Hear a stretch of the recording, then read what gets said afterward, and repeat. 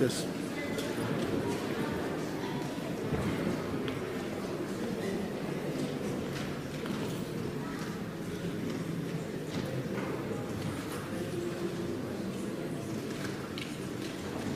Oto dini Jesu.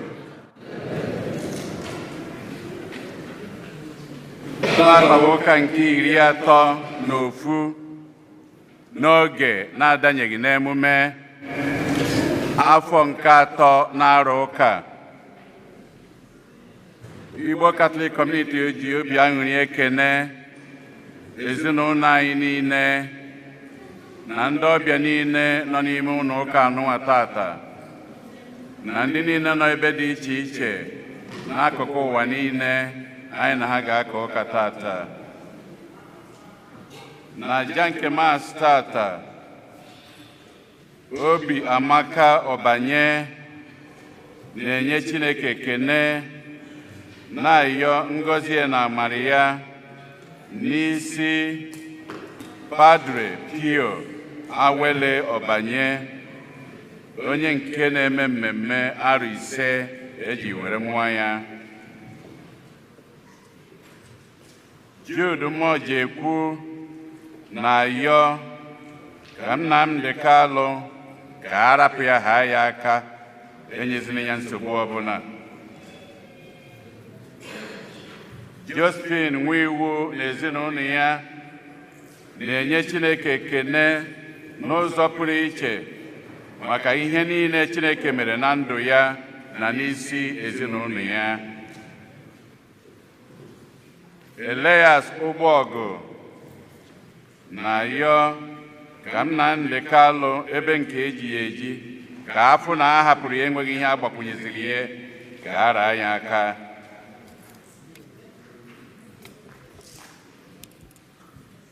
Kalista Ebereze Okoye na-ayọ ngọzi Chineke amara ya na odudu ya n'isi nwa ya nwanyị Junu Alụmọgụ Nwakamma Kalista Ụkwụanị, onye nke na-elote mgbe eji were mụọ ya.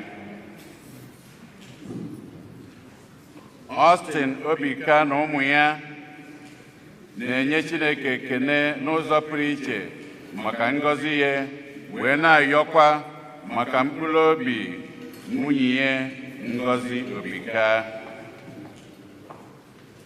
Ezinụlọ Ogoke na Ejike na-ayọ maka mkpụrụ obi Luke Sunday Ejike. Clara Ọbụkam Ihekire na Lilian Ọnwasọ na-ayọ maka mkpụrụ obi Angela Chinyere Ụzọka. Jude na Linda Mmojekwu na-ayọ maka mkpụrụ obi Edward Mmojekwu, onye nke rapụ 1998.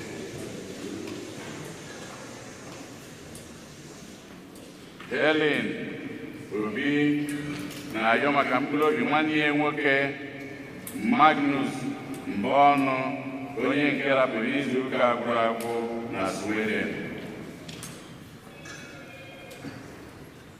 Chizoba Obieje na-ayọ maka mkpụrụ obi Papia na mama ya Margaret na Chris Enemobi.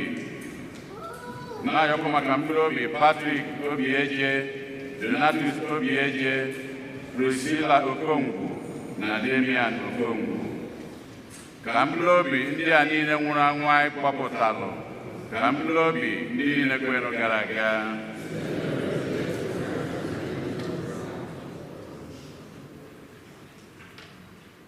Onye isi nchụaja na aja nke Maasị tata bụ ụkọchukwu Ambrose Udoje, unu nọkwa ya. Kịta ka anyị were aṅụrị na okwukwe jikọta ọnụ na okwukwe.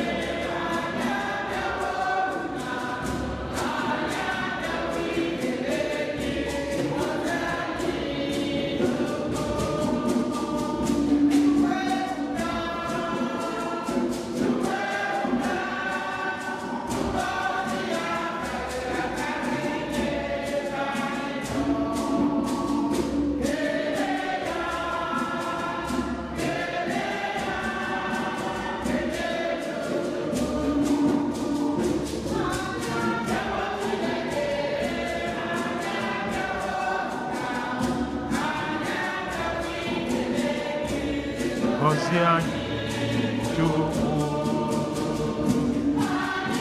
Bịawo Chineke, anyị abịawo nna, anyị abịawo ikene gị, gọzie anyị Chukwu. Nna Nna na Nwa na Mmụọ Nsọ. Ka ngọzi nke Onyenwe anyị Jesu Kristi na ịhụnanya nke Chukwu Nna na ịdịkọ n'otu nke Mmụọ Nsọ na-enye n'iru unu niile.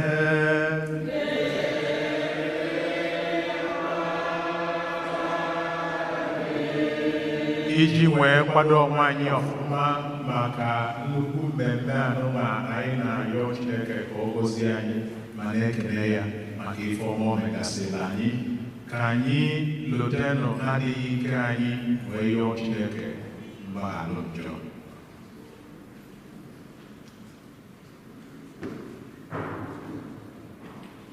Onyenwe anyị mee ebere. Kristi mee ebere. Onyenwe anyị mee ebere. Ka Chineke ji ike niile meela anyị ebere, gbaghara anyị njọ anyị, duhie anyị na ndụ ebe ebe.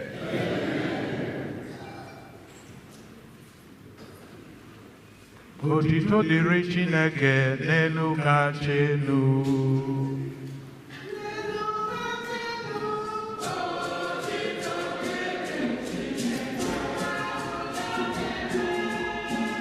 Otuto dịrị Chineke. Otuto dịrị Chineke. Otuto dịrị Chineke.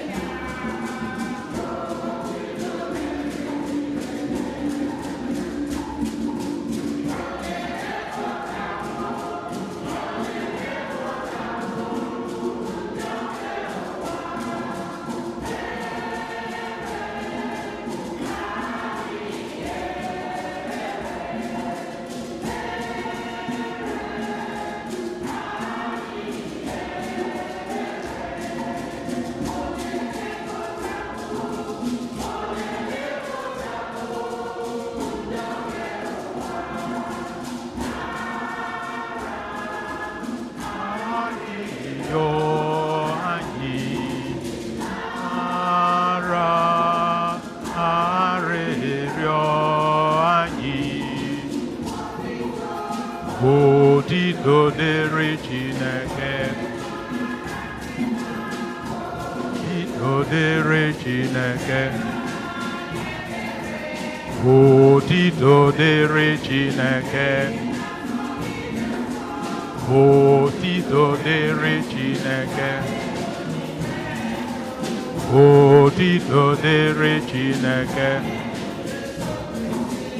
Otuto dịrị Chineke. Otuto dịrị Chineke.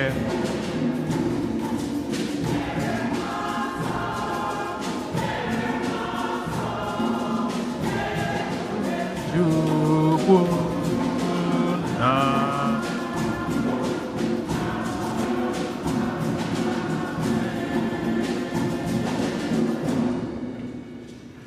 ka anyị yọọ ayịyọ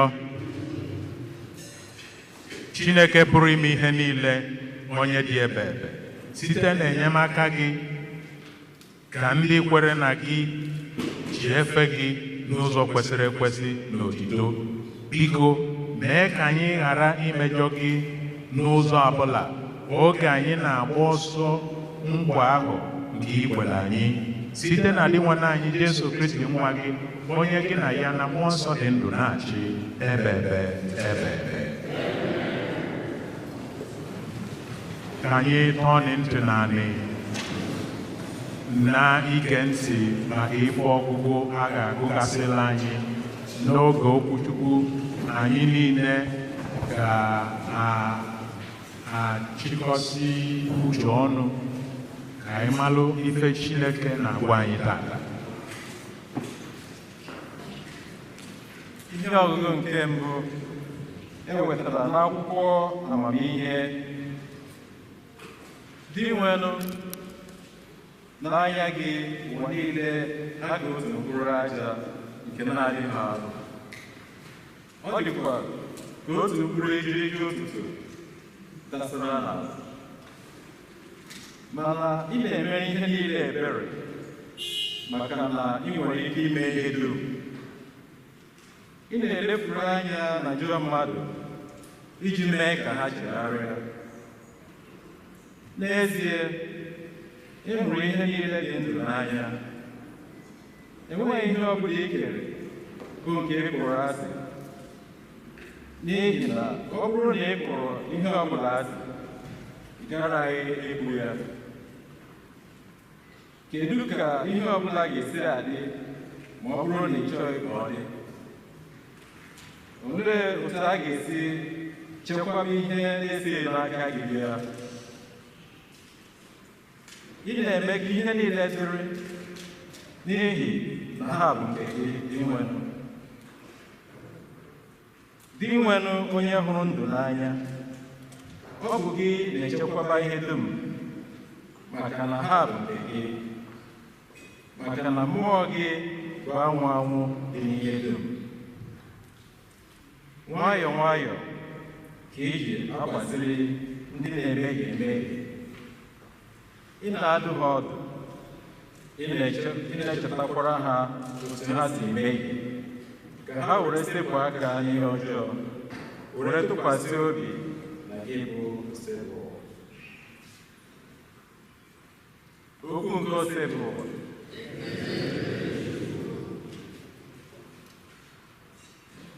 Abụ ọma na azịza ihe anyị ga-aza bụ Chineke m na eze m, aga m etogide aha gị ruo mgbe ebighị ebi.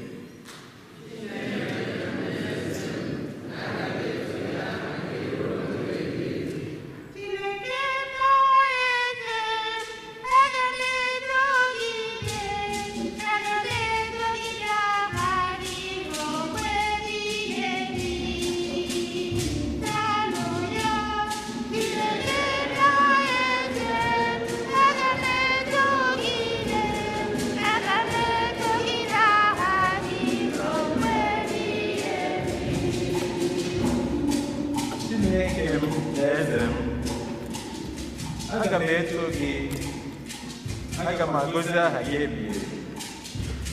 Aga m eto gị kwa ụbọchị, aga m eto aha gị ebighị ebi.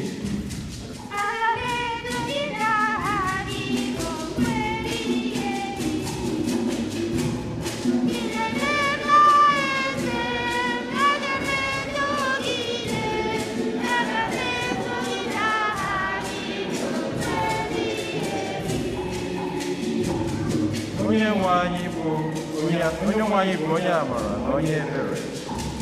Ọ naghị ewe iwe ọkụ, obiọma ya ebuka. Ọ na-emere ihe niile o kere eke ebere.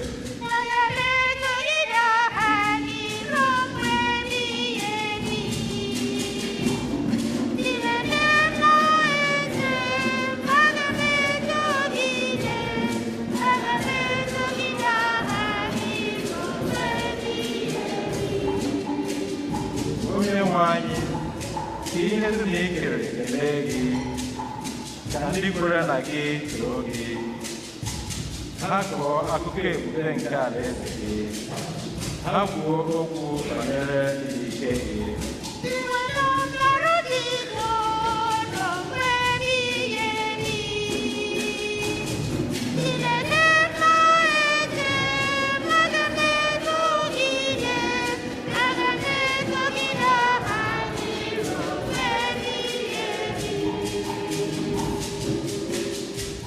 anyị kwesịrị ntụkwasị obi n'okwu ya niile ọ dịkwa nso n'ọrụ ya niile onye nwe anyị na-ebulite ndị niile na-ada ọ na-ekulite ndị niile hụrụ uru ego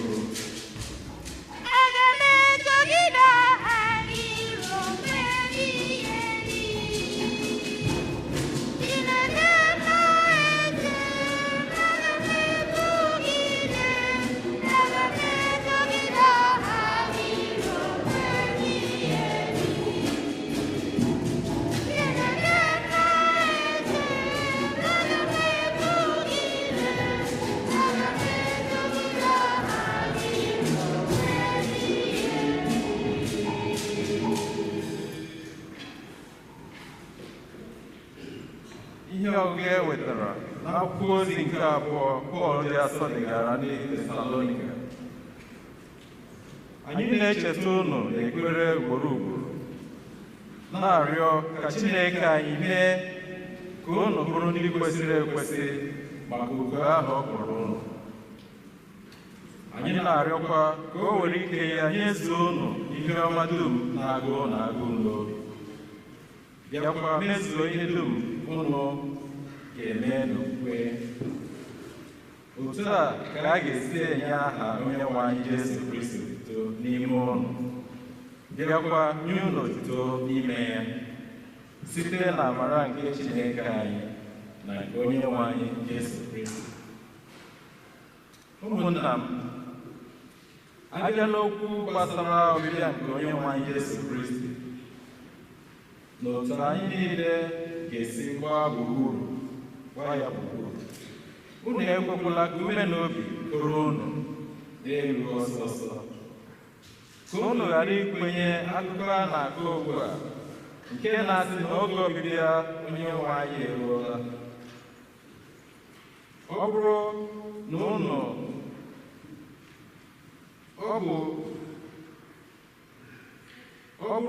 ahụ ndị na-ahụ ọhụ pụrụ iche banyere nke a ma ọ bụ ndị na-ekwu na ha sitere n'aka Chineke na-atụ ozi pụrụ iche banyere ya ma ọ bụ ndị ga-agwa unu na ha nwetara akwụkwọ anyị dere banyere okwu a, unu egekwara ha ntị. Okwu sepụrụ ụwa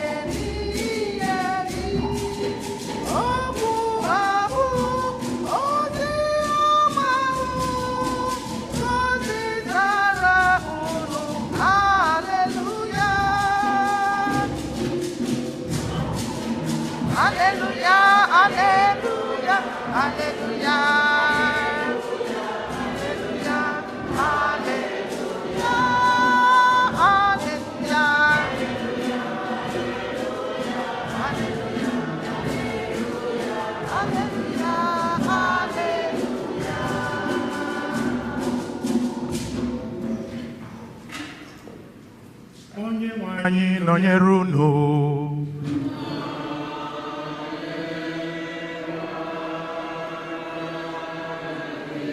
ihe ọgụgụ nke ha si n'ozi ọma dị nsọ nke Luku dere.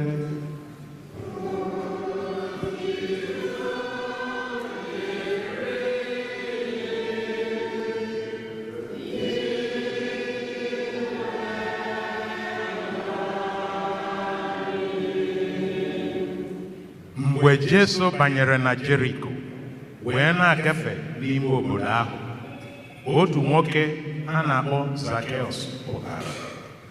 Nwoke ahụ bụ nnukwu ọgaranya, rụkwa onye isi ndị ọna ụtụ. Ọ gụrụ ya agụụ n'obi ịhụ Jesu, mana o nweghị ike ilefe anya n'isi igwe mmadụ ahụ n'ihi na ọ dị mkpụmkpụ. Ọ gbara ọsọ gawa n'ihu, rigo n'elu osisi sikamọ ka o wee nwee ike ịhụ Jesu, onye si n'ụzọ ahụ agafe. Mgbe Jesu bịaruru n'ebe ahụ, o leliri anya elu hụ Zakeus sị ya, Zakeus, ngwa rịdata, n'ihi na aga m anọ n'ụlọ gị taa. Zakeus jiri ọsọ rịdata, werekwa ọṅụ nabata Jesu. Mgbe igwe mmadụ ahụ hụrụ ihe na-emenụ, ha tamuru ntam wee sị, ọ gaala ịnọ na be onye omenjọ. Ma Zakeus guzoro si Onyenwe anyị, nna m ukwu, lee, aga m ewere ọkara ihe dum m were kere ụmụ ogbenye. A sịkwanụ na o nwere onye ọbụla m ghọgburu, aga m akwụ ụgwọ ya mmaji ya nọ. Jesu wee sị ya, taa ka nzọpụta bịaruru n'ụlọ a, ebe ọ bụ na nwoke a sokwa bụrụ nwa Abraham. Maka na nwa nke mmadụ bịara ịchọpụta na ịzọpụta ihe furu efu. Ozi ọma gosiri ụwa.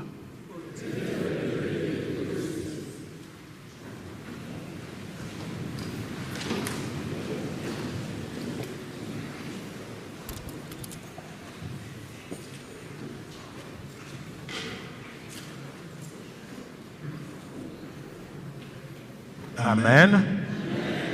Ụfọdụ ya na-asị onye ma nke anyị egbu taa.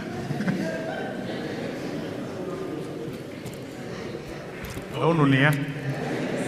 Okay, unu adị eme nche. Okay, so ọ gịnị ka Zakeus na-achọ? Gịnị ka ọ na-achọ?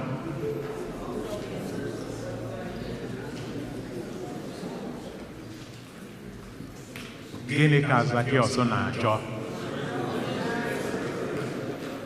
Onye ya gwa anyị. You know, when everyone is talking, no one is talking. Huh? Yes? Of Jesus. Very good. A clapping hand for her. Zakeus na-achọ ka ọ fụ Jesu. Ọ maka gịnị? Ọ na-achọ ọlụ ịfụ Jesu.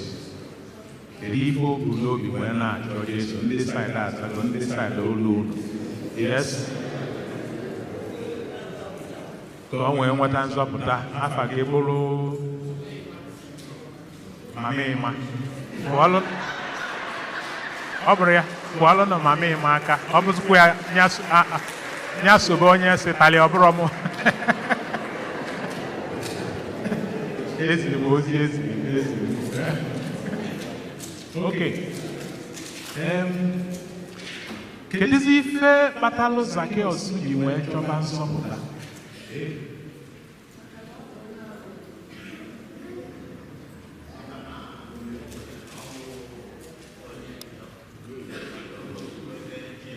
Good. And after gị mba ozugbo, ịma na ka anyị na-ebi ọsịsọ.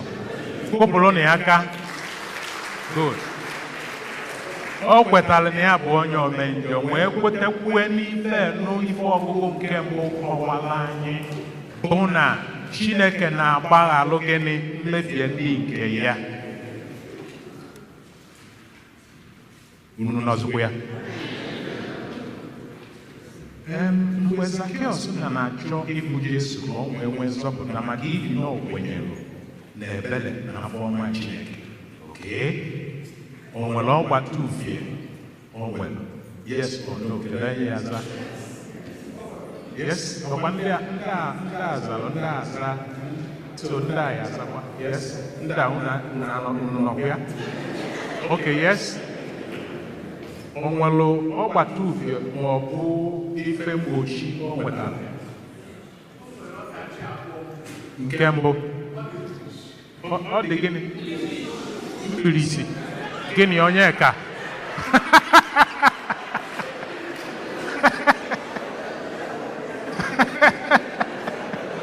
Kọpụrụ na aka. Good. Zacchaeus dị gịnị? Mkpụmkpụ. Ya nke mbụ. Nke ịbụa, nwee ife ọzọ ngwa nọlụgodo anọlụzi anyị ka anyị na-eke ya eke. So ndị mkpụmkpụ unu ya elibelibe unu ya elite ogologo. So o nwere ife ọzọ gbochiri Zacchaeus? O nwere ife ọzọ? Yes? Yes. Good. A clapping hand. Kwalụ na aka. Igwe mmadụ nọchiri ụzọ. Okay? Ọ dị mma. Isiokwu wee bụrụ na igwe mmadụ anọchiri ụzọ bụkwanụ agbata ufio ma ọ bụ ife mmadụ ibe gị na-eme gị mgbe ị chọrọ ịga n'ihu. Ọdachi na nnọchite, trying to block your way of success. Mgbachi, okay, mgbachi. Ya, ndị a na-agbachi lock, gbachie lock, okay, yeah? So, the crowd gbochiri Zacchaeus efu Jesu bụ ife nụ mmadụ ibe gị na-eme gị ma ị chọọ ịga n'ihu. Ọ bụ ajọ obi, ọ bụ omume ọ na-eme gịnị? Unu emeso. Kedu ife anyị ji akọwa otu a? Unu ma na uche mmadụ adịghị aghụghọ. Anyị nwere ike kịta na-akọ maka Zacchaeus, and anyị ma akụkọ Zacchaeus very very well. Mana ife anyị jizi achịghalị uche na ya tata bụ ka anyị malụ na ọ bụ maka onwe anyị ka a na-ekwu maka ya. Ndị mmadụ a unu fọrọ nọchiri Zacchaeus ụzọ bụ ajọ obi anyị nwere n'ebe mmadụ ibe gị nọ. Ọgbata ufie a ịbụ dele mmadụ ibe gị, ọnyanwa bụ the crowd. Ifugie na ya bụ akụkọ na ọ tere aka n'ebe anyị nọ maka anyị ka a na-ekwu maka ya. Amen. Zacchaeus dịka isi kwu ọ gị kwutere na Zacchaeus dị mkpụmkpụ. Ọ bụ ya? Mkpụmkpụ a wee bụrụ ife nụ ị na-eme onwe na-egbochi gị ịga n'ihu. Yes. Kụpụrụ Chineke anyị aka.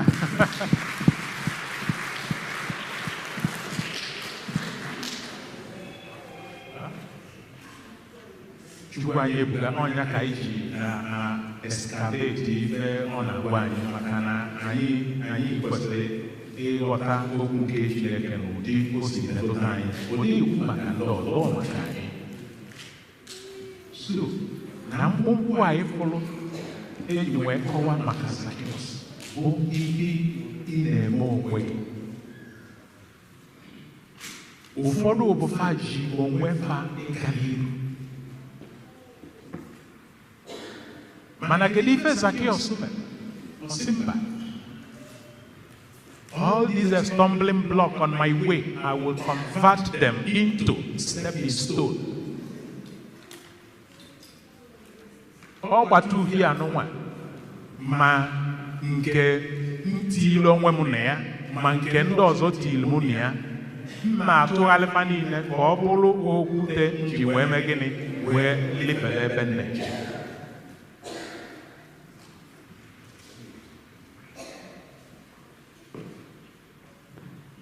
Ọ bụ na anyị na-anya na ndụ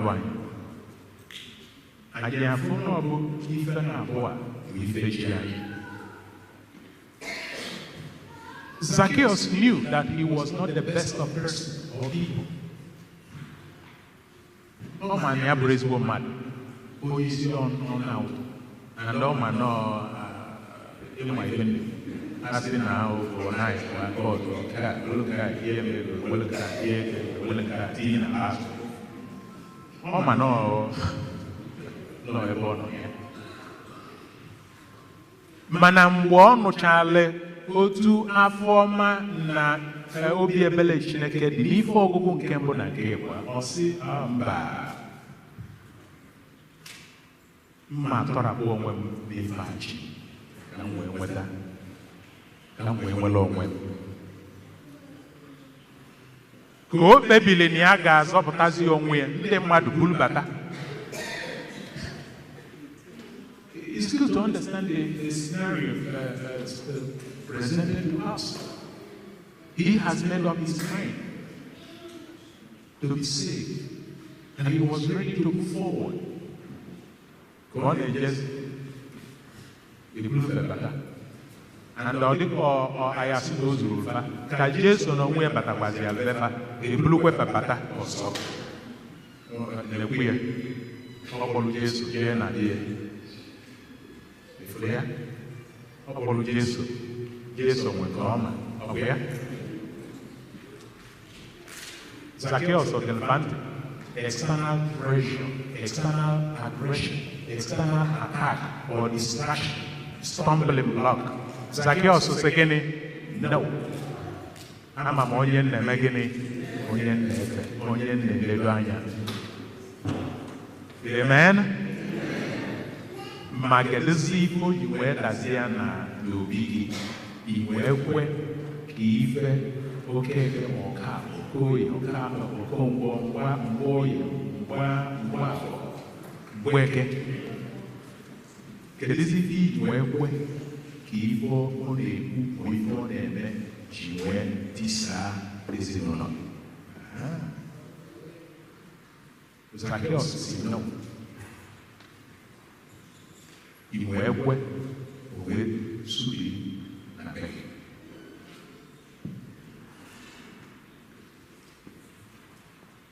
Amen. Use the stumbling block put by your enemy as the stepping stone in order to achieve your goal.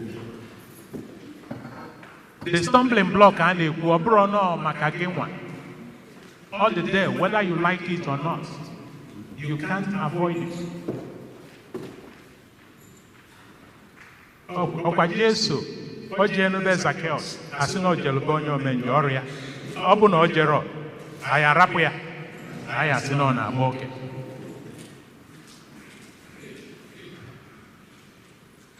So, ekwana ka ọnụ ndị mmadụ tisa ezinụlọ gị.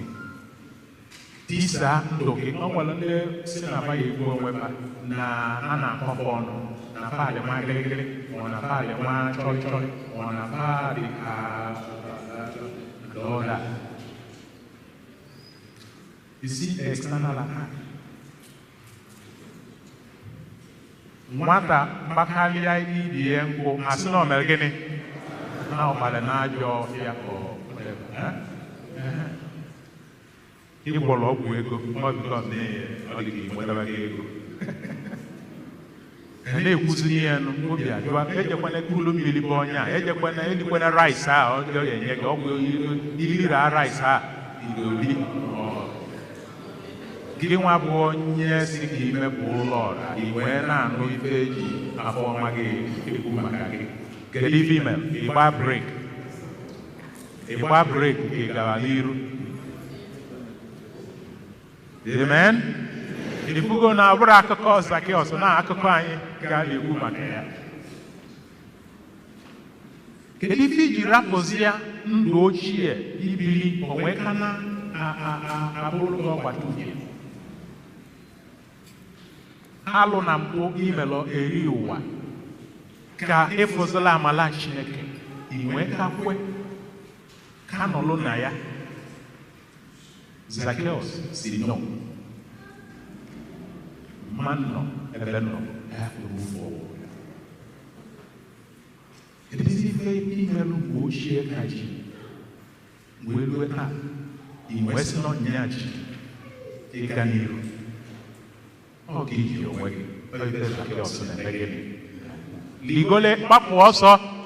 Papu kene also ligole nu sika motri eda am eda ba eba to pagi onde para ya bro.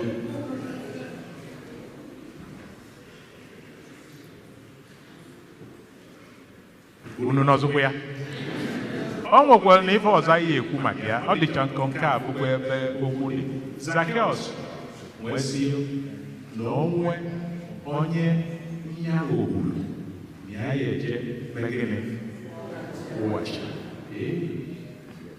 ka ya esi nke a maka onye iji ọnụ wee gbu o sibere n'ọnọdụ ife ibe ya enwepụta. In fact, on the way, there is a restitution.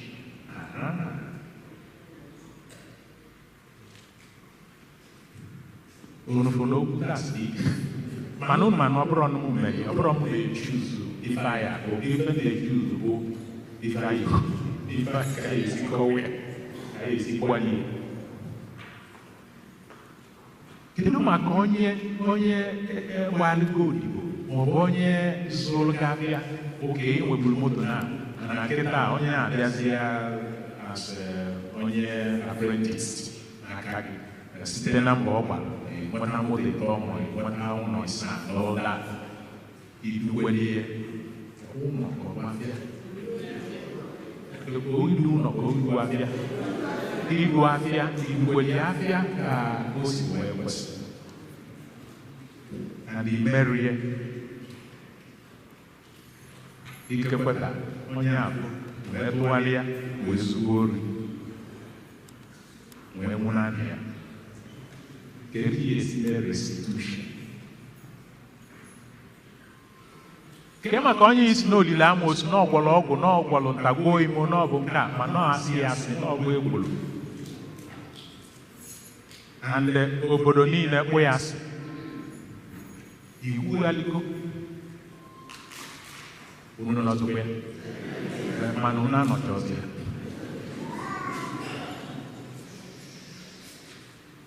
ka ị esi mezi ife imebiri onye ya bụ ife Zakịọs na-ekwu taa. So anyị nwere nnukwu ọrụ n'ebe a. So onye elu onye ajụọ onwe ya ajụjụ ụmụnne na ụmụnna na Kristi.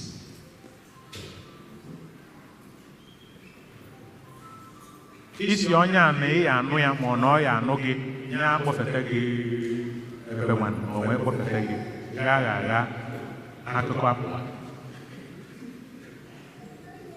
o wee bụrụ ka o si kwa aka tinyela ọkụkọ gịnị ka eji esi mee restitution mma kwụghachi mmanya kwuru mmanya.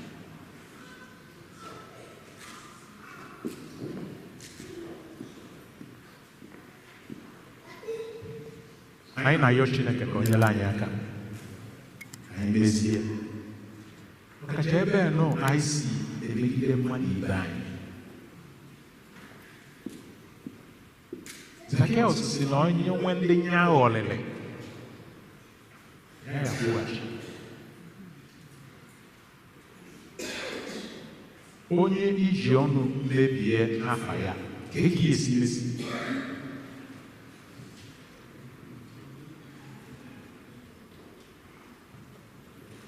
efugo n'aka Chineke na-egosi anyị ebere na afọ ọma ka ọ na-atụkwa anya n'aka anyị na anyị ga-efi aka n'anya ka anyị yalụ ịbụ ọgbata uhie nyelụ mmadụ ibe anyị ka anyị yalụ ime mmadụ ibe anyị inwe obi gbawa maọbụ obi kolo.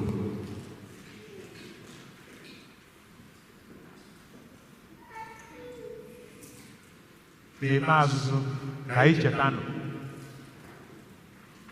na mgbe ọbụla anyị chọrọ aga n'iru onwe nwe ọgbata ubi sitelu n'aka mmadụ ibe anyị ma sitelu n'aka anyị ka anyị ghara ịtụ egwu tụkwasị Chineke obi na ị ga-elu ebe ị na-eme gịnị ebe ị na-eje. Ndị niile dị successful in life o nwere onye ọ tọrọ gịnị ute, o nwere onye agafero igwe mmadụ, o nwere onye agafero gịnị igwe mmadụ. In other words, o nwere onye enwero hurdles ọ na gịnị ọjọọ nwụrụ. Onye ọ bụla ịbụ dị successful academically, physically, even in their marital life, in their religious life or priestly life, o nwere hurdles fa na-eme gịnị and across. Obstacles or stumbling blocks are always in the way. Beginning with the scriptures, Chineke kechie ụwa na anụ mkpụrụ osisi nke a unu ata na nke a. Gịnị melụ? The serpent tinye a stumbling block. Chineke si mba ọ ya eme obughalịkwa ọnọdụ ugie.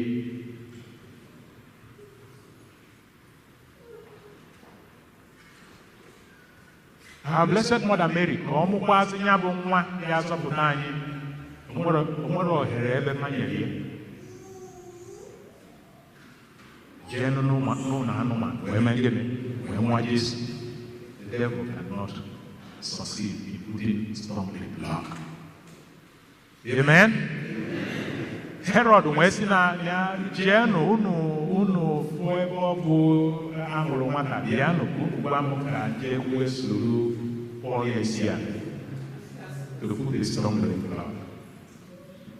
So ọ bụ na enwere ike itinye stumbling block on the way of God to save us. Tinye stumbling block on the way of our Blessed Mother Mary. Tinye stumbling block on Jesus himself. In Western Aya, Baragaka. So stumbling block is always there. All the each year we're beginning when Nyaka Zacchaeus happens. Nyaka before what happened.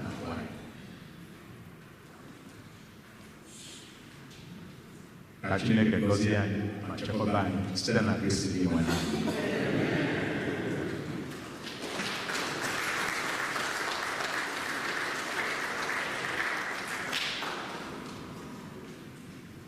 ekwe m n'otu Chineke.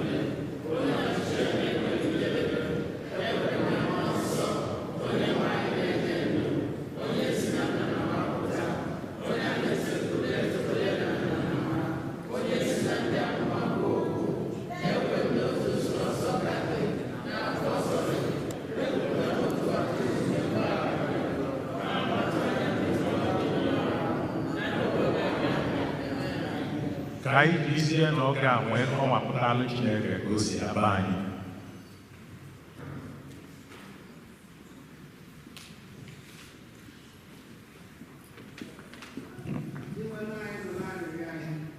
Iwe n'anyị n'ụlọ ahịhịa anyị.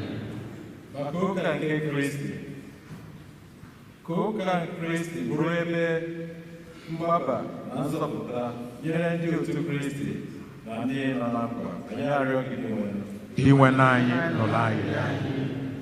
Maka ndị ọchịchị niile dị iche iche ka ha na-anụ akwa ụmụ ogbenye na ndị niile nọ na mkpa dị iche iche. Anyị arịọghị gị nwe maka ndị otu Kristi niile, ka anyị were otu mmụọ na ibi ezi ndụ nke ndị otu Kristi na-enyere ndị nọ na mkpa aka oge niile. Anyị arịọghị gị nwe maka ndị nọ na nsogbu oyi ọtụtụ na ọkụ ọgbụgba, ka Chineke gboro ha nsogbu ha niile site n'enyemaka ndị ọrụ na-egbo ihe mberede na site n'enyemaka ndị otu Kristi. Anyị arịọghị gị maka anyị niile gbakọrọ n'ebe a, ka Chineke nye anyị obi umeala mgbe ọbụla anyị na-ekpe ekpere. Anyị arịọghị gị maka ndị otu anyị nwụrụ anwụ, ọkacha ndị anyị na-echeta na Jamat n'ebe a taa, ka Chineke kasie ndị ọnwụ ha metụtara obi ma nyekwa ha mkpụrụ obi ha ezumike ebere. Anyị arịọghị gị. May all these our humble prayers be acceptable to God through Christ our Lord.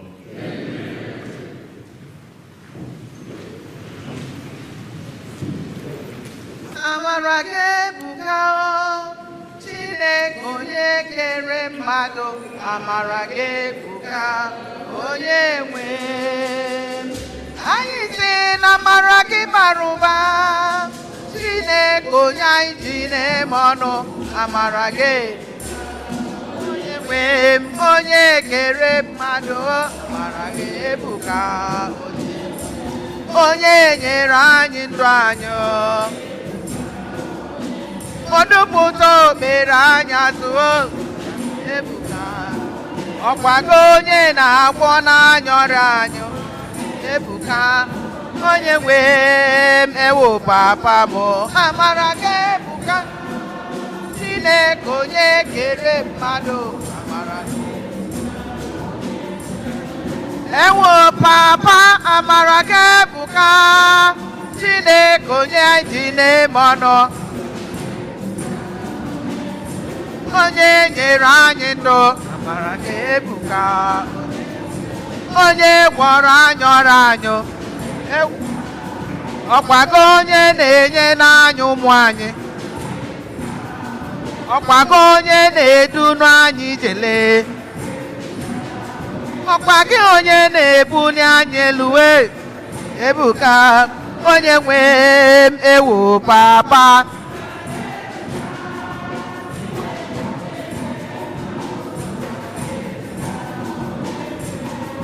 Ewo papa mo.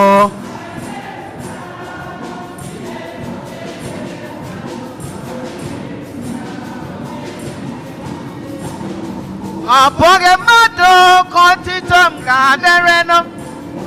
Ọ bụghị mmadụ ka otito m ga-adịrị. Ọ bụghị mmadụ otito m ga-adịrị. Otito m niile ga-adịrị nụ. Chi na-eme mma. Ewe.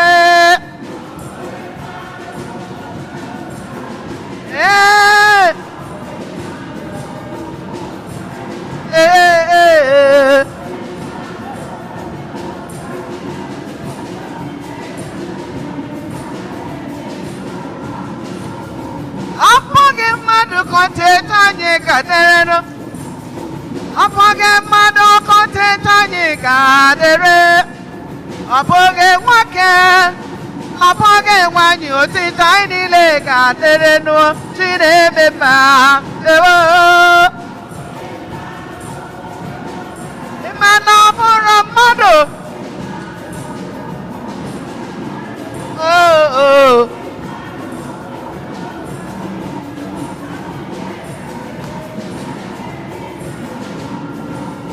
Ọ bụghị nwoke ka otito m ga-adịrị nụ. Ọ bụghị nwanyị ka otito gị ga-adịrị. Ọ bụghị nne gị, ọ bụghị nna gị, otito niile ga-agara nụ. Chi na-eme mma. Aleluya. Aya mma, aya mma toro.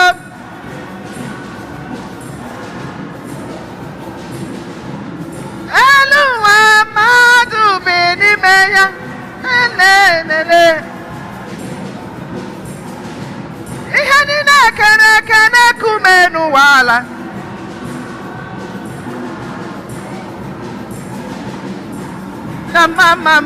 Mama ewe.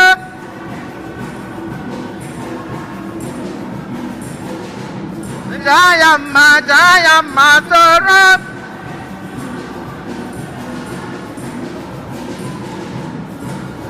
Ọnwa n'ihe mere m ji nye ya ekele.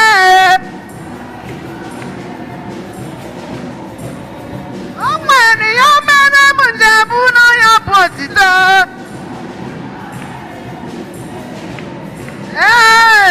Ekele onye obiọma ọnwa n'ihe mere m ji nye ya ekele. Ekele onye obiọma. Ụmụ Chineke bịanụ ka nye ya ekele.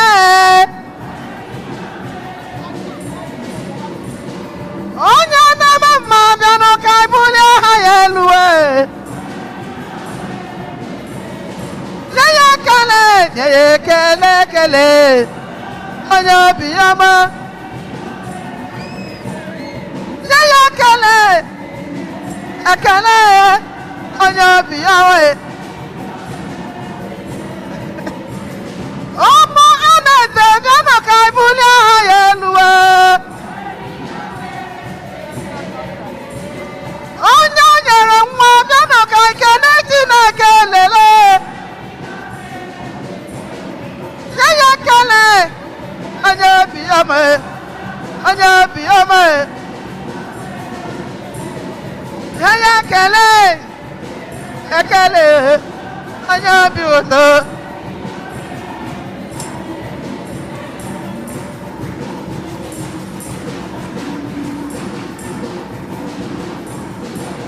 Okwetere Chineke okwetere. Okwetere ka nye ya ekele ọma. Okwetere ya. Enjoy it. Ịma na o mere onye obi kwekwe onye ngwọrọ gị jee. O mere onye agata ime ka nye ya ekele ọma. Okwetere ya. Nwanne m nyanụ ya. Nwanne m nyanụ ya. Onye na-eme mma. Nwanne m nyanụ ya. O mere mmara ya. Nwanne m nyanụ ya. Onye na-eme ezi ndụle. Nwanne m nyanụ ya. O mere nkume ume. Nwanne m nyanụ ya. Ọ na-edu onye ije. Enyi m nyanụ ya. Ekele ọma biko nye ya ekele dị mma. Ya. O biko nye ya ekele dị mma nyenụ ya. Enyi m nyanụ ya. Nyanụ ya. Nyanụ ya. Nwanne m nyanụ ya. Kene ya na dị na mma. Onye o nyere ndụwe. Kene ya na ọ bụ dike. Onye ọ gbọrọ ọrịale. Kene ya na ọ na-eme mma. Ekele ọma biko nye ya ekele ọma nyenụ ya. O biko nye ya nyenụ ya. Zion, Zion, Zion, Zion. Zion, Zion, Zion, Zion obodo ọma. Zion, Zion. Anyị ga-eje n'obodo ọmale. Zion, Zion. Anyị ga-eru n'obodo ọma. Zion, Zion. Anyị ga-ahụ ụlọ nne Jesu. Zion, Zion. Zion, Zion, Zion, Zion, Zion, Zion. Gbanwere m nke mbụ. Zion. Gbanwere m ugboro abụọ. Zion, Zion. Dịka kpọpụrụ m ugboro anọ. Zion, Zion, Zion. Were wemekwe ka mgbaba n'ime ya. Mgbaba n'ime ya aga m adịrị ya eze ndụ. Ndịrị ya eze ndụ aga m nwoke n'ime ya nwanne. Ga-aka ọba elu ụwa ọ dị mma dị njọ. Ekpere nwa m aga m agbaba. Hei!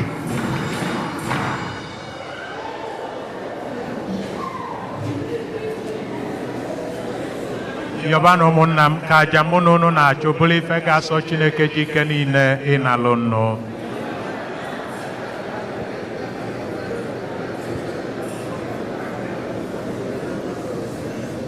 onye nwe anyị biko mee ka aja nke a ka ọ bụrụ gị aja na-enweghị atụtụ. Were obi ebere gị nye anyị onyinye gị dị asọ n'uju site na Kristi inwe n'anyị. Onye nwe anyị nọnyere ụlọ, welite n'obi enu ka anyị nye n'ụdị nwenu Chukwu anyị ekene. O kwesịrị ezie bụrụkwa ihe ziri ezi na-azọ ndụ na anyị ga-enye gị ekene oge niile, o nna dị nsọ, site na nwa gị hụrụ n'anya bụ Jesu Kristi, ya bụ okwu isi na ya mee ihe dum, onye izitere ka ọ bịa gbapụta anyị o were arụ site n'ike nke mmụọ nsọ na mmụọ ya na Virgin Maria, iji mejuo uche gị na iji gbatara gị ndị ga-abụ ndị nke gị edolu nsọ. Ọ gbasara aka nke ọnwụ n'elu obe, ọ bịa merie ọnwụ were gosi na mbilite n'ọnwụ dị, ka anyị soro ndị mmụọ ọma na ndị nsọ gị niile na-ekwupụta otuto gị were otu onu na-asị nsọ nsọ nsọ sebụrụ ụwa Chineke, ebube gị jupụtara n'eluigwe na Hozana n'elu kacha elu.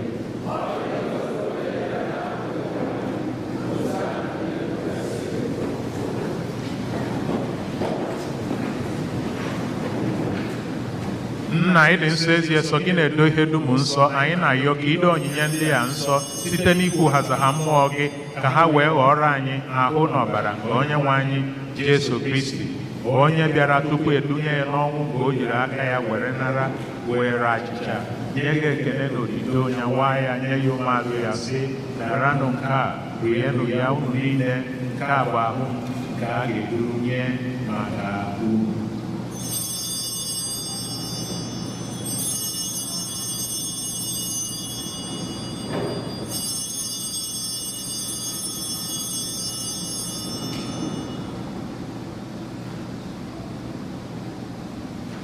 Otu ahụkwa ka o si mee mgbe ha richara nri anyasị, o buru iko mmanya nyekwa gị ekele na otito, bunye ya ụmụazụ ya sị, naranụ nke a, ṅụọnụ ya unu niile, nke a bụ iko nke ọbara nke ọgbụgba ndụ ọhụrụ dị ebe, a ga-agba ya n'ihi unu na n'ihi mmadụ niile, ka e were gbaghara njọ.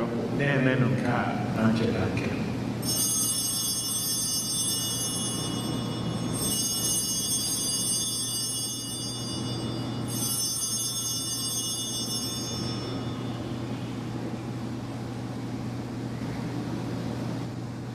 Ka anyị kwupụta na ife omimi nke okwukwe anyị na-eme ugbu a, anyị na-ekwupụta ọnwụ gị, na-egosikwa mbilite n'ọnwụ gị.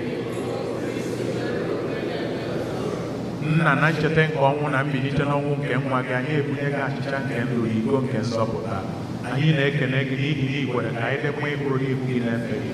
Anyị ji umeala rịọ ka anyị bụ ndị na-anata ahụ na ọbara nke Kristi bụrụ otu site na njikọ nke mmụọ nsọ. Nna, cheta nzukọ gị gazuru ụwa niile, mee ka ịfụnanya gị jupụta ya, goziekwa okwu anyị bụ Francis na bishọp anyị bụ Jose Gomez na ndị ofufe ọlta gị niile. Chetakwa ụmụnne anyị ndị ji okwukwe wee gaba ezumike nke ọnwụ. Kpọbata ha na ndị ọzọ niile nwụrụ anwụ ihe nke ebube gị, biko nyere anyị niile. Ka anyị soro Virgin Maria dị ngọzi, nne nke Chukwu, na ndị apọstụl na ndị nsọ gị niile ndị mere uche gị n'ụwa wee keta ndụ ebe.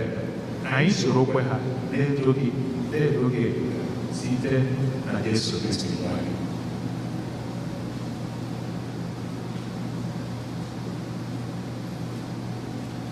Ihe niile ekere na-eso ya bụ Kristi, na-esikwa n'ime ya na anya ya, na-ebikọ n'otu nke mmụọ nsọ, na-enye gị bụ Chukwu na ike niile, nsọpụrụ n'otuto niile, site maka ụwa niile.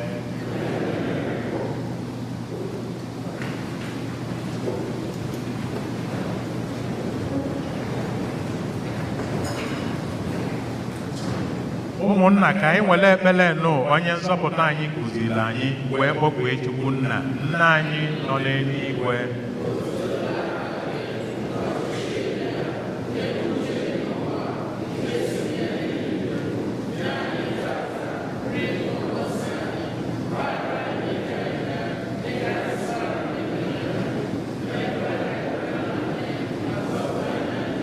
Zọpụta anyị na-ayọ gị o osebụrụ ụwa n'ajọ ihe niile, were ebere nye udo n'oge nke anyị site n'inye aka ebere gị, ka a zọpụta anyị na njọ oge niile na anyị ewelu gbanarị nsogbu niile welu nchekwube dị nsọ na-atụ anya maka mbịaghachi ka onye nzọpụta anyị Jesu Kristi.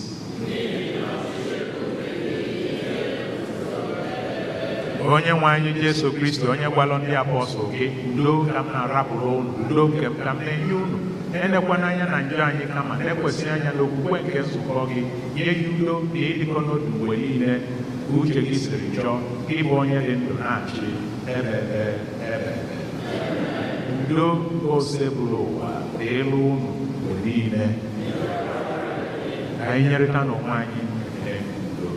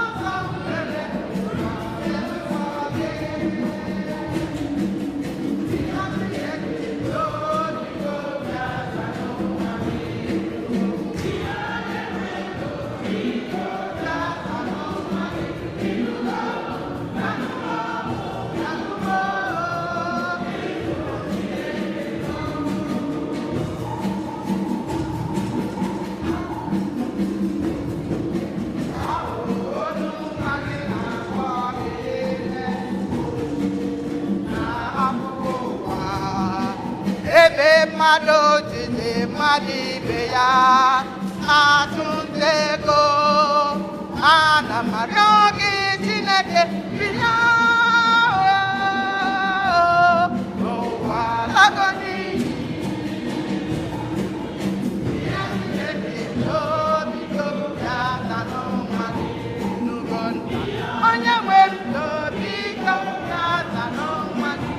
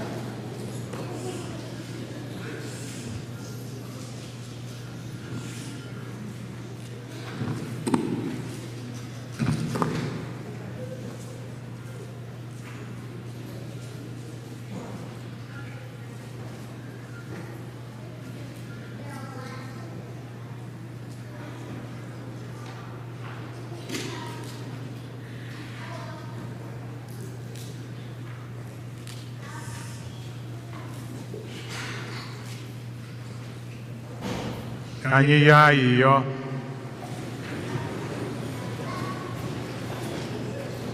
onye nwe anyị ijirila ihe ọgbụgba ndụ si n'eluigwe wee zụọ anyị biko mụbaa ike nke ezi omume gị dị n'ime anyị o were onyinye gị kwadebe anyị nke ọma maka inweta ihe nke i were anyị na nkwa anyị yọrọ nke a site na Kristi iwe n'anyị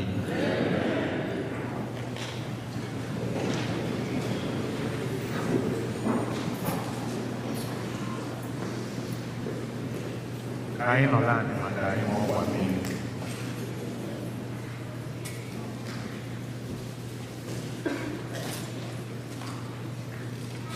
ọ na-abụ kwekọba ụtọ etu anụnwa ndị kọngregeshọn onye ọbụla ekwerezie na-aga a na-ekwe na-aga ụlọ ewere okwu ntị were na-ege ndị kwaya ntị ọ bụrụ na ọtọ ka ga na-agbakwa ọbụ ọtị agba breeki mara na iyi agbakwu breeki ka e were na-aga ka anyị kụpụrụ na ndị kwaya aka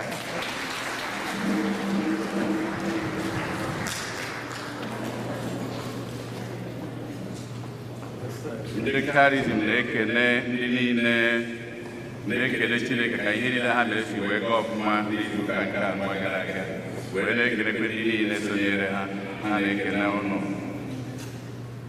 ndị Los Angeles County Department of Public Health anyị na-elota November 6 ya Satọde anụnwa na-abịanụ Sọnde anụnwa na-abịanụ ka a ga-enwe flue shot ebe a ga-anọ ebe a ma agbasasị ụka so ka anyị kwadobe ọ bụ ndị Udoka women onye na-agba ha bịa onye nọ n'isi ya bụ ihe gbasara ya bụ Helen Obi ọ bụ Udoka women na-akọta ha ebe a COVID vaccinations, flu shots and so on onwe ajụjụ unu nwere unu ajụwa ndị ahụ anyị wee na-ayọkwa ndị be anyị niile ka anyị kwụsị na paakị moto na paakị chiri ndị bi ebe a n'ụwa epụta ha too moto ma nwere onye ya amama ikpe a paakịziri moto n'iru ndị agbata obi anyị anaghị akpọpụ anyị n'ụlọ ebe a ma a na-aka ụka ịmara ebe ịdị sọpoz ebe dị ilegara ya paakị ya moto ebe anwa paakị chiere ha a gwara ha kpọọ ka eburu moto anwa ihe ọ bụla ha ya emewe omenala ebe a ha mee ya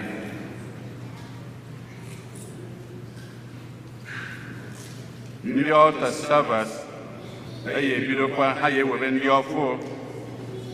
ọfụ wee na-ayọ ụmụaka niile ka ha weta afa ha ezinụlọ ndị nne na nna uru weta afa ụmụaka dị ya nwata ọbụla ya asa maasị ya nọ adị 50 grade gbagobe oyi eji were bido ịmụ ịsa maasị and oya anatago oriri ka anyị mara ya ndị dị etu a ka ụnụ kwụ maazị agụmafọ Felix Onkwe na maazị Kọndọ ndị youth and young adults unu nwere nzukọ agbasa you have a meeting youth and young adults after the mass unu nwere ọgbakọ Helen Obi ọ n'ebe a ya kwụrụ ọtọ Helen Obi oke anyị na-anya anyị apịa n'azụ nwanne ya nwoke younger brother ya na Sweden this week agwụrụ akwụ ka ọ rapụrụ ebe anwa ma nwunye ya na ebe a nụnwa were nyewe ka o nyepụ ya duzie ebe aha nwunye ya n'aka ọgụ o si wee mee anyị malụ ka anyị si eme nye maka na ebe akwa so ka anyị malụ ka anyị kpọrọ orie ka anyị be n'orie n'ụzọ abụ n'ụzọ anyị si eme Osmond echeta ọnụ ya na onwe ya ọ na-ebe akwa nke nyanwa papa ya rapụrụ n'ụlọ so ka o si wee mee ka anyị si emekwọ ka anyị gbaa mbọ begorie so ha na-akwado ihe gbasara ya ụbọchị Fraịde nke a ga Fraịde nke enyi ka ya akara papa ya ụka ebe a n'ụwa anụma na-akwadokwa ka ya esi wee mee n'ụlọ daalụ enwedo Edwin enwedo ya na onwe ya nke ihe bụ mama nyanwa Fraịde anụnwa ka a ga-akarị ụka ebe a ụka niile a na-aka 7 p.m. ndị maali ya ndị na-apụ ya ọ na-abịa ụka ebe a once in a while so ebe a ka ọ ya maali ya na-akara mama ya ụka ebe a every Sunday so Fraịde anụnwa ka a ga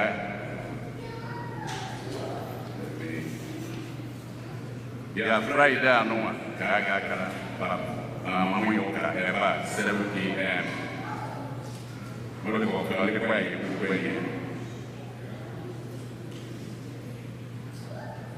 ndị nke anụ ahụ nke gbasara anyị niile ọ bụ maka arọ ọzọ wee bụrụkwa ihe gbasara ikusa African Eucharistic Congress a na-akwadosi ike na NEC a na-eme ya every 5 years all the Catholics Africans nọ n'obodo a ya agbapụnata na Washington DC na Catholic University America July 21 or 23 ka ọ ga-abụ Friday to Saturday Sunday anaba ga-eso akwado ya achọrọ ndị otu ọbụla ndị Catholic niile ọ gbasara anyị niile ma a na-akwa ndị African Catholics in this country unu n'anya ọ bụkwa na anyị nwa ka eji akpọ ya so ihe ọ pụtara na anyị akwado ka anyị gaa n'igwe ha mebiri ihe ọdịnata mfe nwata ọbụla 18 years and below ya abata free ha ya eri nri free accommodation ha dịbụ ọ bụ free onwe nke chenjiri eme ka ụnụ malụ mana ndị okenye ọ dịkwa mfe ndị okenye ga-abụ $100 registration. $100 aha ihe eri nri were jegbuo ihe niile dị na ya ọ bụ ihe ọkọba anyị malụ ihe ka ihe si aga kịta ma ị kwụrụ $100 aha ekwuchana night every night accommodation bụ $50. O nwere ebe ihe enweta na the University campus Catholic University of America na Washington DC. Ma ha na-ayọ ezinụlọ ọbụla na-abịanụ chọọ ka ha nọkọ ọnụ ha ya agba mbọ hụ na ha bupụrụ n'oge ka e wee tikọnye ha ọnụ ịbịaba nke ikpeazụ ihe nwere iwere ndị kpọọ ụmụaka ya eji ndị niile a ụnụ ya eme ka echọ bupue n'oge ka e were gba mbọ hụ na etinyekọtara ụlọ ọnụ.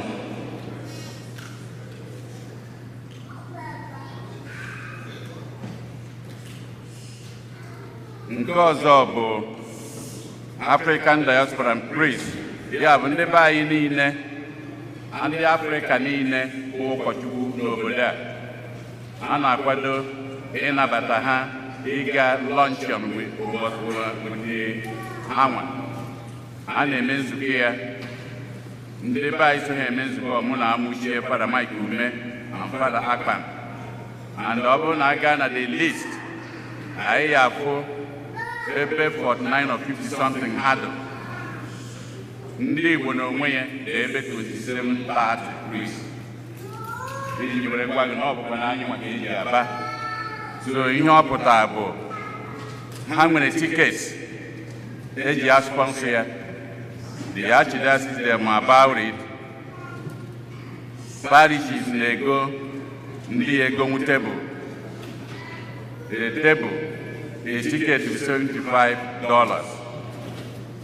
Enwe parishes na-ego a table iji wee nye aka sponsor ọnya. Maka ndị na-eme na ebe anyị nwa ihe ha sị mụ maka ụgbasa ya anyị na-eme organize. So enwere ticket $75. A table is 10 people na purchase a table. Ya bụ anyị dị ebe 10 ebe a anyị enwe table St. Eugene's table. Onya ka a na-ayọ ọ ga-abụ November 19 na Proud Bird Restaurant. Ọ ga-ebido na 11 gbasa 1:30 onye ọ na-enwe ihe dịgharịa ọ bụ osi wee dụ. Ndị chọrọ ya ga-eme ka Dr. Amuchie malụ o mee ka mụnwa malụ. Ha nwekwalụ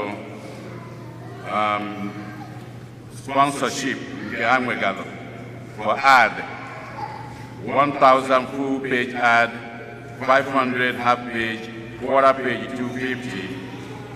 So, and your name listed in the program book $75. Kila bụ ihe gbasara ad ndị pụkwara ndị chọrọ ya na mee ka anyị malụ.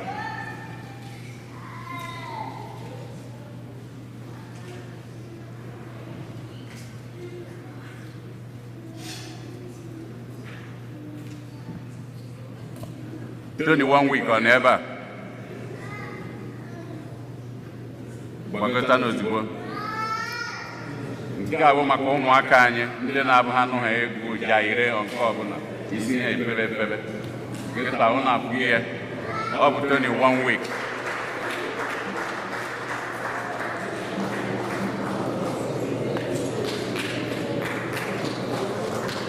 Ya na onwe ya ebukwu ọ bụrụ ndị be anyị ya sị ọ bụ ndị ụka ha ọ ndị ụka anyị. So only 1 week. 1 minute. Fada, ana m ekene maka opportunity nye m ka m kwuo okwu. Fada, nne m fada anya wee kwuru. Ana m ekene onye ọbụla nọ here, including Mama Emma. O nwere ihe anyị na-eme on the 25th of November, which is Black Friday, the day after Thanksgiving. It's a music and comedy event. Ọnụ nchanyị na ma egwu mụa malụ na ọ bụrụ egwu alụlan. I'm a knight of the Catholic Church, KSJI. You think say you get power, make you try Jesus You go see, you go bow. Jesus, now my only juju, oh. Now my only juju, oh. So we go no. Abia kan yo unu, kan gwa unu na mbia. Unu jari ne pota na CMG na Gardena. I get the event. And not on Friday, the 25th of November, 2022. It's going to be clean. It's a family event. It's a family function. And I will crave the indulgence of the catechist. We will send the link where all of you can get it. We have some flyers too that we're going to share to you. I'm going to be calling the real thing in Nigeria. I don't know. Oto di Jesu.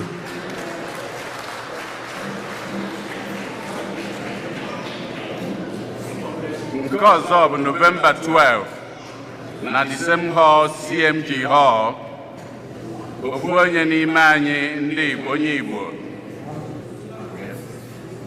Ofu onye n'ime anyị si na onye ọbụla pụtaba ụbọchị anwa na hall ebe anwa. N'ụbọchị anwa, na ya akwụ ụgwọ na ihe niile gbasalụ ka ndị Igbo nwere aṅụrị si na ha na-eme omenala eriri ji. So ofu onye n'ime anyị na ya karịrị ya, na ya emie, and na ya emie November 12, 6 p.m. right? 6 p.m. wee gbadaba. Unu ma the hall na dị limited. Ndị nọ ebe ahụ naba. Ọbụla obi ebe 500 capacity. Abụọ nabatakwa were nabata. Ịchọọ ibe ịba n'ime ya, ị gaa n'oge. Ihe ya aṅụ, ihe ya eri, nke ya ata ata, o kwere mkpa ha ncha ka anyị pụtaba. November 12, anyị mali ya. Ọ bụrụ na agbasa ụka, ezinụlọ Obika na ezinụlọ Ọbanye na agbasa ụka na-eyi aka ngazi n'ọnụ. So unu na-eri ebe a n'ichi ya, unu na-erikwa n'ichi ya. Ma aka a na-eri, make sure na clean up. Biko ụmụaka first, then ndị okenye, onwe nke fọrọnụ. No, today is the last Sunday in October. One for I na abanye of November. One day November 1. Woke up 7 p.m. But the whole of November, my jail didn't come to Talaya Mulangu. Yeah, KCM, Nakali Church in and one in. Ndị nke metụtara gị onye nke garapụ ọnụ ide afọ ya dee afa ndị a itinye ya na envelope tinye ihe si ya a ga-etinye na basket oge a na-akụkọ ebe a na-eri ha niile aya na-elota ha n'ekpere n'ụka a na-aka.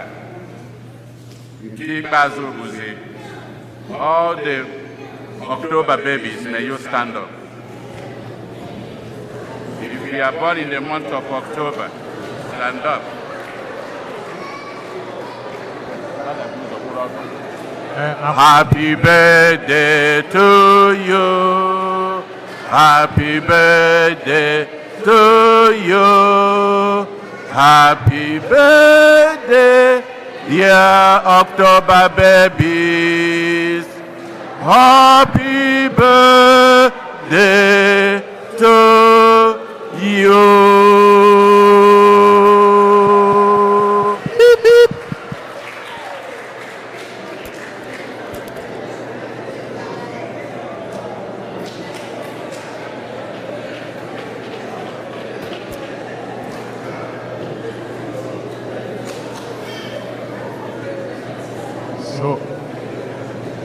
Anyị na-asị ndị mmadụ nwụnarịrị fa kasie na ọnwụ bụ ife dịla anyị niile. Mgbe niile mmadụ rapụrụ ọ na-ewute mana anyị nwere olileanya na nrapụ fa rapụrụ bụ Papa Jesu ike ma chele anyị mgbe anyị ga-ezukọkwa ọzọ anyị na-agbanwe nọrịa na eze Chineke. So accept our condolences to those who have lost their beloved ones. And we welcome in a special way 21 Week. He is our popular celebrity in Nigeria and worldwide. So we thank you for your gift of art and music and comedy. unu ma n'obodo a na ndị dị ka ya bụ baka na mgbe niile baka a na-akpọpụ na etogodo so na anyị nwere isi ọma inwe 21 week na ndị dị ka ya ji onyinye ha nwere wee na-egosipụta akọlụ Chineke. So once again, you're welcome in our midst. And finally, brothers and sisters in Christ, make sure that you don't put a stumbling block on the way of someone's success. Nke ọzọ, ọnwa onye ịmụnyere ọkụ na ndụ ya ma n'ezinụlọ ya lụba arụ gị ụka ka ị mara ka ị ga-esi wee mee gịnị wee menyụọ enye. Nke ọzọ abụ na a stumbling block nye parish fada na-ekwu ka anyị esi gaa n'iru gị nwa na-ekwu ka anyị esi gaa azụ. Gị nwa bụ fada abụ na stumbling block ndị parish si ka agaba iru gị nwa si na ọ bụ gịnị azụ ka ị na-aga ma sista dị ya ma brọda dị ya ma night dị ya ma dee dị ya ọkwa ndị dee fanụ ya onye nwe anyị nọnyere unu ka Chukwu ji ike niile gọzie unu Nna na Nwa na Mmụọ Nsọ. Ele gị Virgin Maria nke Chukwu nwanyị dị nsọ mma oge niile ka anyị na-agbakwute gị ọ na-eleta anya na mma nke ọgbọ gị ọ na-eleta anya ọ na-eleta anya ọ na-eleta anya na mma nke ọgbọ gị mama ọ na-eleta anya ọ na-eleta anya na mma nke Jesu ọ na-eleta anya ọ na-anya